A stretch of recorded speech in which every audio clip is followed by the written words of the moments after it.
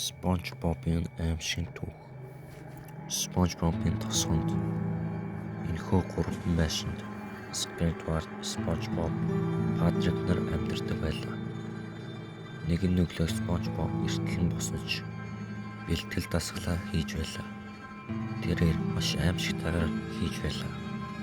Тэгтэл зурагтар шоронгоос нэг нь галзуу итгэхэд оргосон гэх мэдээ гарч байлаа. SpongeBob үнийг худал цуургал хэмээн бодож өөрийгөө тайвшруулан ажил руугаа алхаж байлаа.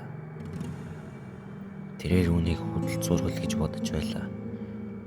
Тэр алхасаар сая л нэгэн ажил дээрлээ. Ажилдаа ирмэгцээр тэрээр захиалгын дагуу бүүргэр хийж байлаа. Ажил тарж орой боллоо. Их харанхуй болсон байлаа. Тэрээр гэрлүүгээ алхаж байлаа. Тэр алхасаар сая л нэгэн гэртээ ирлээ. Гэртээ ирээд өдрийн гарсан мэдээг худлаа гэж бодно хэвтэж байлаа.